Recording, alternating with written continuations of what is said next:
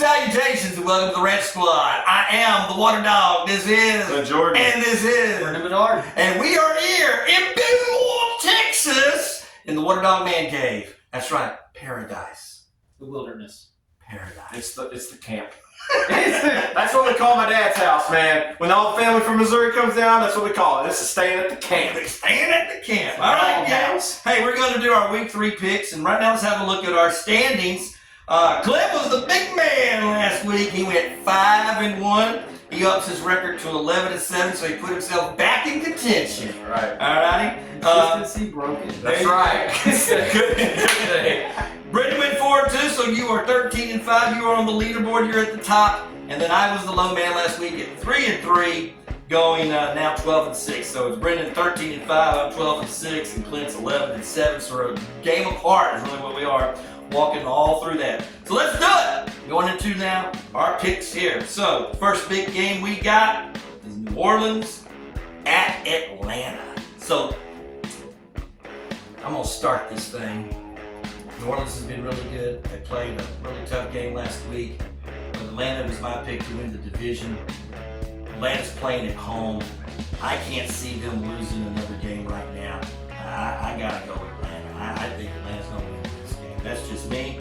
I think Cousins has looked better each game he's played.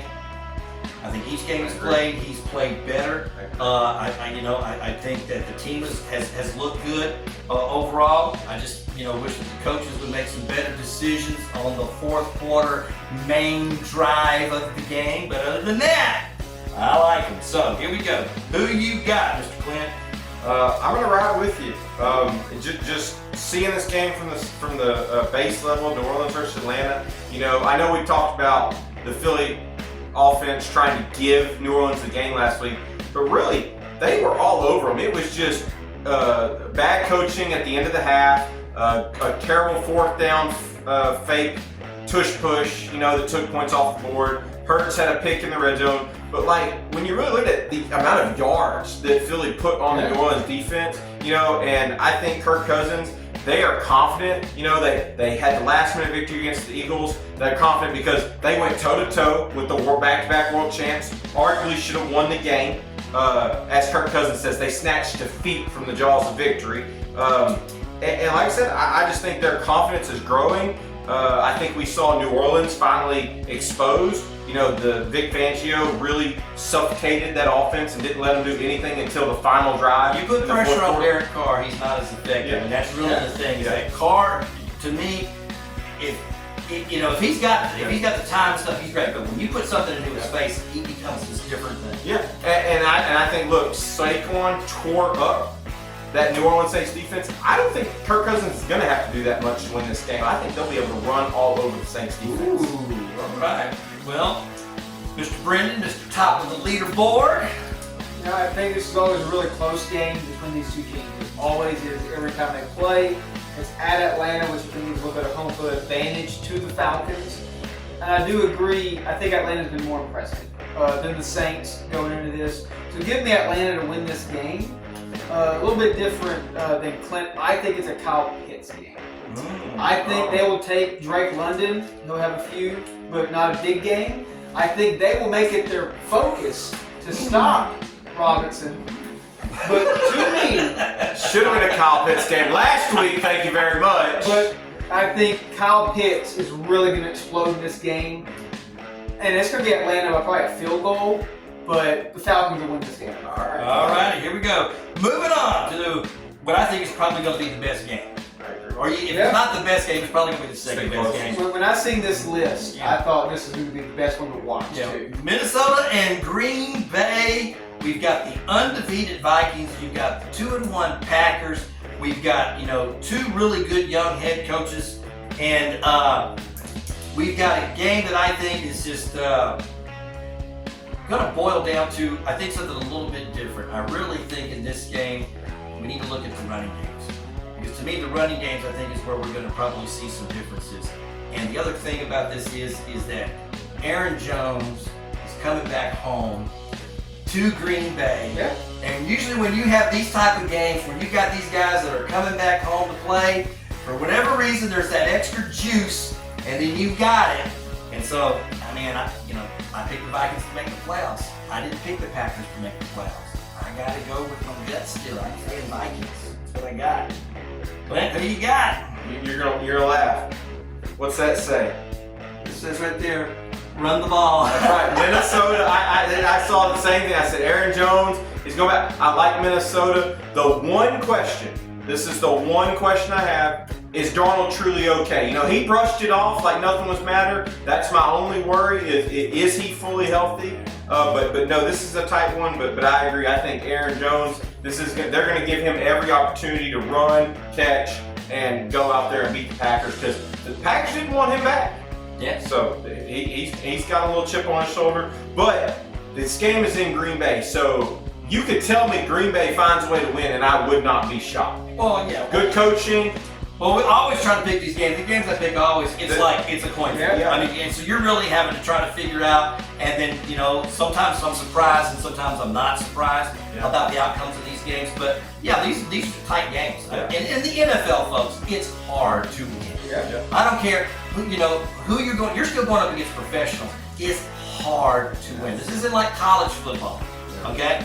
So that's why turnovers is usually a deciding factor, you know what I'm saying? Yeah. That type of thing. All right, what do you got, Mr. Brendan? I think the 2 games you picked to start this were the hardest 2. Because they are rivalry games and they are always played so hard, and it is a coin flip game between both of these. I do think it will really come down to if Darnold is healthy. Because in this game, we know Green Bay is going to be really good on the road. Aaron Jones is going to have a really big game. I think it will come down to, is Willis for real in this rivalry game against Minnesota? Because Minnesota's going to get after him. Right, I don't know if we've seen him like that quite yet. Because they got the shroud last week. Well, the Minnesota defense shut down Brock Purdy. Minnesota defense shut down C.J. Stroud. And both those quarterbacks, one of the things they said was, we couldn't tell a lot of what was happening. Yeah. They couldn't figure those things out. Brian Flores is a good defensive Yeah. line. Maybe not a good head coach, but. So I think just with all of that, give me the Vikings. They just come in here, they're going to get a win. I think Aaron Jones is going to really run that football, and the defense for Minnesota is going to close it out. We're all on board. So All right, here we go. Philadelphia at Tampa Bay. Philadelphia at Tampa Bay. I think I'm probably higher on Philly than most people. I know that Sirianni gets a bad rap, but for a guy that gets a bad rap, this team always comes, prepared to play. They're always playing hard. It's not like they ever get blown out. Yeah, so it's like there. And then with Tampa Bay, they finally had their first real taste of adversity last week. And so how are they going to respond? They are playing in Tampa Bay. Okay, and I love the way that Baker Mayfield has played because even in that game he played well. So to me, this was the second hardest game to pick. Okay, Really? Because I really, to me, this was one of those games that could go either way. But right now, I think Philly needs it more, so I think Philly's going to take it. So I'm going to go with Philly. What do you got, sir? I'm riding. They're my NFC champion. It's Philly, and I'll give you a couple reasons why. I think Tampa Bay, they took a stumble back. I think Philly stumbled for 3 quarters and then finally found themselves. You know what they did to win?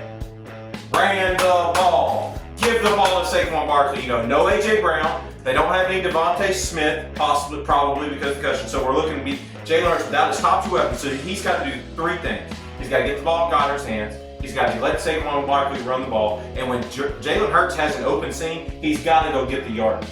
Because when he plays like that, this offense is dynamic. I think that's going to be the key to this game. I really do. While A.J. Brown and Devontae Smith are out, you've got to run the game, run the ball. We've got to control it. I look back at the playoff game. Remember, these 2 teams played in the wild card round last year. The problem was it was high, fast-paced. Baker was throwing everywhere. The Eagles were coming out and having 3 plays in 30 seconds and having a 3-and-out. I think in order for Philly to win this game, we're going to have to slow this game down. We're going to have to run the ball, and we're going to have to stop Mike Evans. But I think Philly can do it. I think this is a revenge. They have a bad taste after losing in the playoffs last year. I think all the teams that can run the football are going to have been winning. So like Detroit, they discovered that they should run the football. In San Francisco, you know what I'm saying? one of the things that they have is when they ran the football, that they won the game. So in the fourth quarter, when they needed to be able to run the football, they weren't running the football. And let's look at, with the Rams game. Kyron Williams had his best game of the season, and the Rams won that game. So running the football definitely makes a difference. Who you got, sir? Okay, so I think in this game, I agree with you. Philly has to run this football to win this game. I think, especially if the receivers are out. I know Brown might be. They haven't said anything, so we can just assume he's out. Philly's got to run this ball. I think the problem is Tampa Bay will not give them an opportunity to do that. Give me Tampa Bay to win this game. Oh, there we go. But my reasoning for this, Baker Mayfield is going to have a big game. They're going to air that ball out gunslinger style, and Philly will not be able to run to catch up. All righty, let's move on. We got another good one. This is Kansas City at the San Diego Los Angeles Chargers, playing in Los Angeles, of all places. Powder blue in Los Angeles. There we go. And so, does Harbaugh stifle the Chiefs? Because the Chiefs' offense has not been what we would say in peak performance, but that defense is. The Chargers run the football. They run the football well. One of the things the Chiefs have been able to do has been to slow down that run so that they're taking that away. And so do we have Justin Herbert cited who may or may not play? Because right now, is he questionable? Yes. Okay, That's so correct. he may or may not play right now. So there's a lot of things going into that. I think KC's going to go 4-0. That's his move. KC. Clint? I don't think we have to spend much time on this. I'm Kansas City 4-0. I think if the Chargers had Justin Herbert and they had their fully healthy team, okay, I could get myself to there. But with a hobbled Justin Herbert, they still don't have Joshua Palmer back. I don't think they're at the time when they were coming to the season, they're on the depth chart #1 wide receiver. I think it's too much to overcome. But man, would I love to see the upset. It would be cool to see.